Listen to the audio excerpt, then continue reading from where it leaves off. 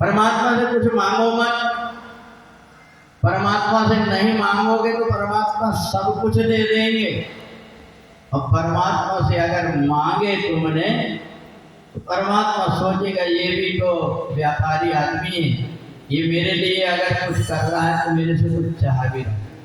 इसलिए कुछ मांगो मत और परमात्मा की भक्ति करो। कहा गुरुदेव हमें ऐसा कोई उपाय बता दीजिए जिससे परमात्मा से हमारा नाता जुड़ जाए।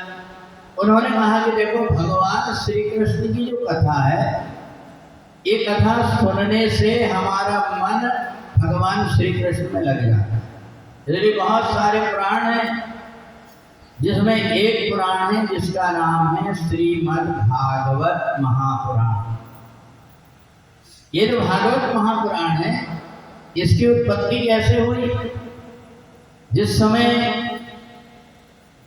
भगवान स्वधाम को जाने लगे, उद्धव ने भगवान के चरणों को पकड़ लिया।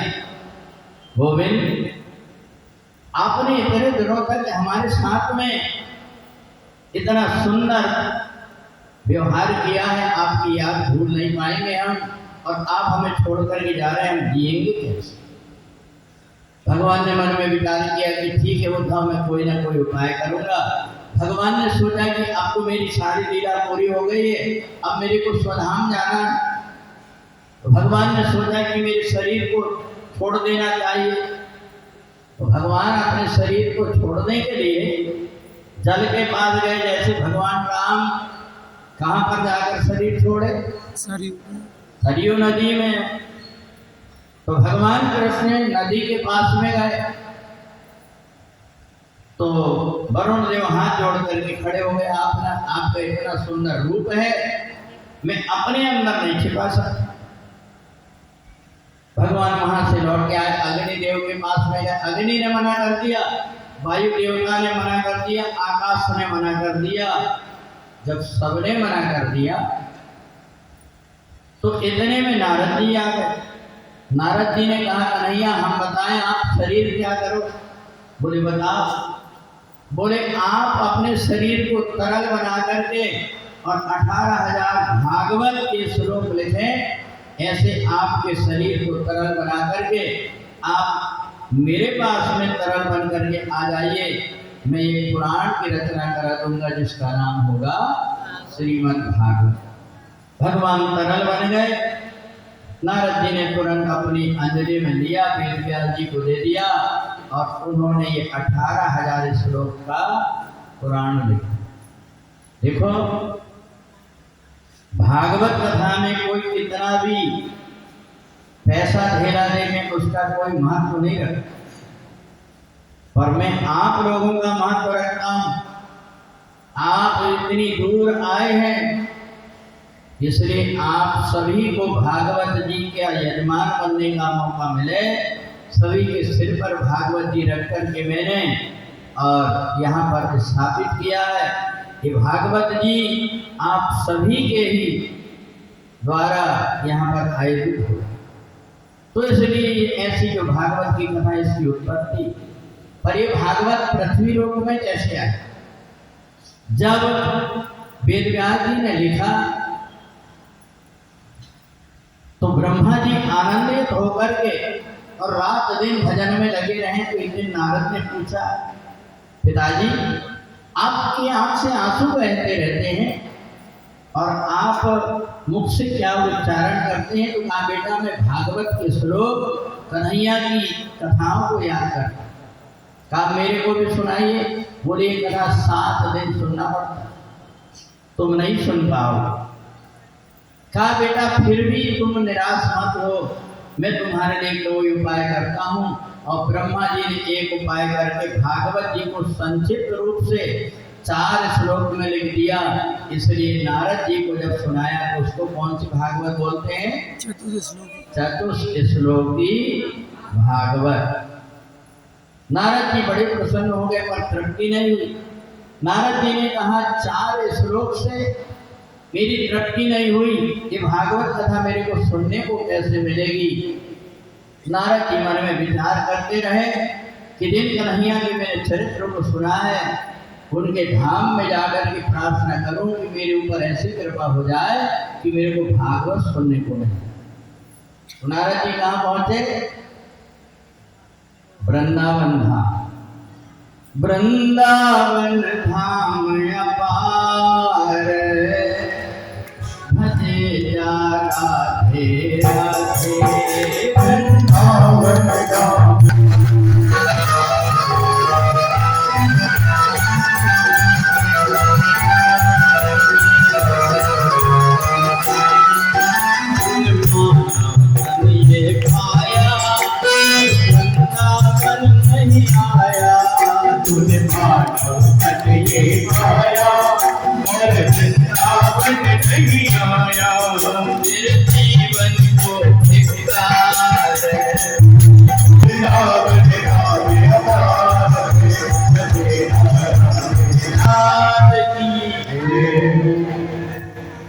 नारद जी जब वृंदावन पहुंचे तो भागवत जी की कथा सुने थे, इसलिए उनकी आंख में हर जगह कन्हैया दिखने लगे। जब कन्हैया हर जगह दिखने लगे तो नारद जी को बड़ा आश्चर्य लगा। ये ग्वाल बालों के बीच में भी कन्हैया, गोपियों के बीच में भी हर जगह कन्हैया। नारद जी देख करके आश्चर्य में पड़े। और देखो वृंदावन धाम की महिमा है, आज भी कन्हैया किसी न किसी रूप में घूमते ही रहते। नारद जी को बड़ी प्रसन्नता हुई।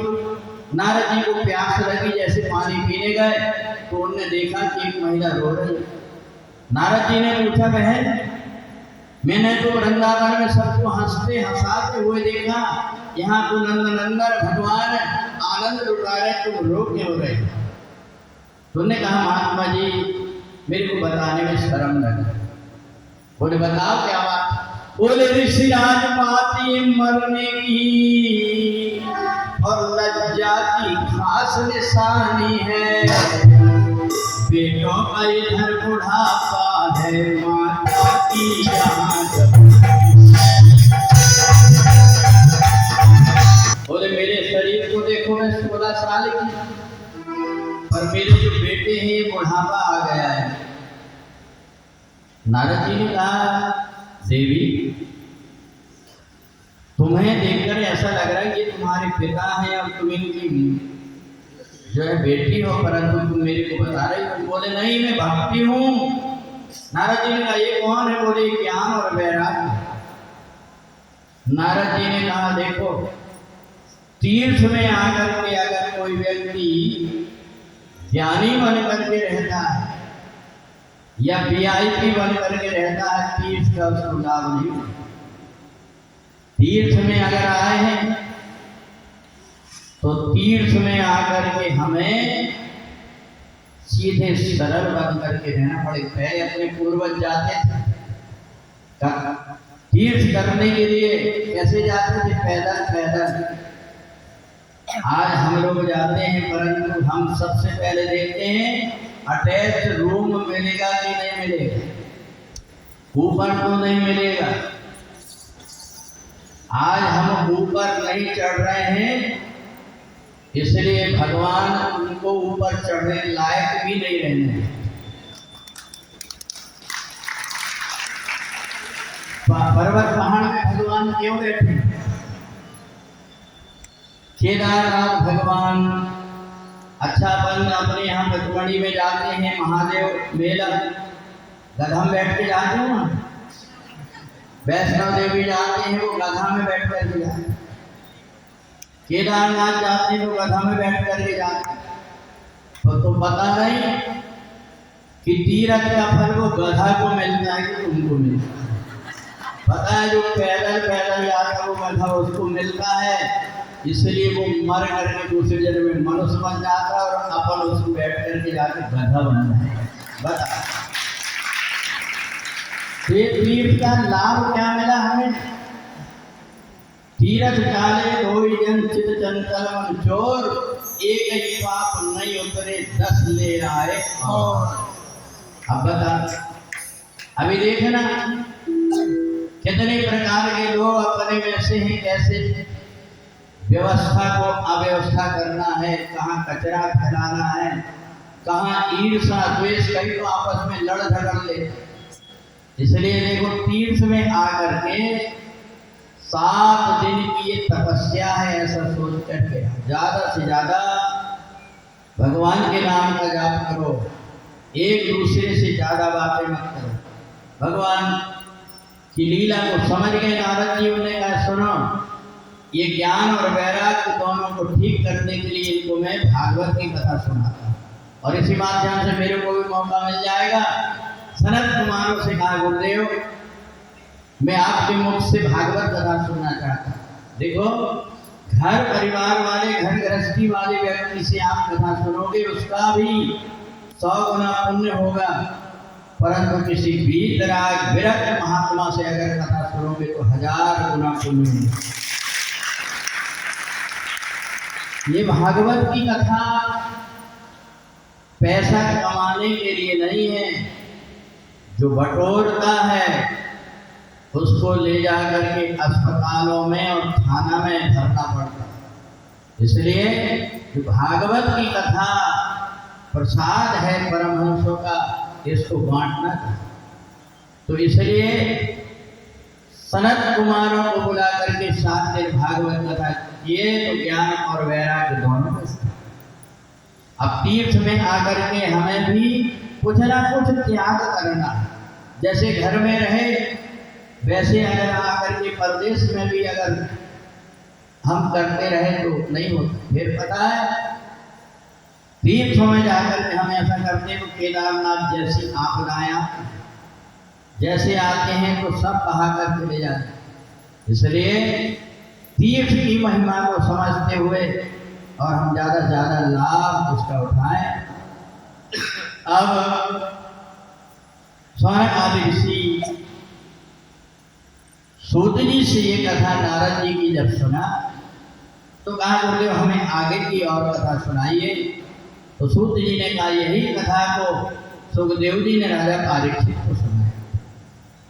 कहा गुरुदेव ये बताइए, ये कथा सुनने से कौन कौन व्यक्ति पवित्र होता है? बोले अपि चेदसि पापेभ्यः सर्वेभ्यः पाप कृत्वा, संसार में सबसे पापी व्यक्ति भी हो उसको बैठा करके 7 दिन कथा सुना दो, उसका उद्धार हो जाएगा। तो इसलिए भगवान की कथा में आप आए हो तो तुम भी जितनी देर बैठो उतनी देर भगवान के नाम का जाप करते रहो। 2 लाइन का भजन, इसके बाद एक दृष्टांत और फिर आरती और कथा का समापन।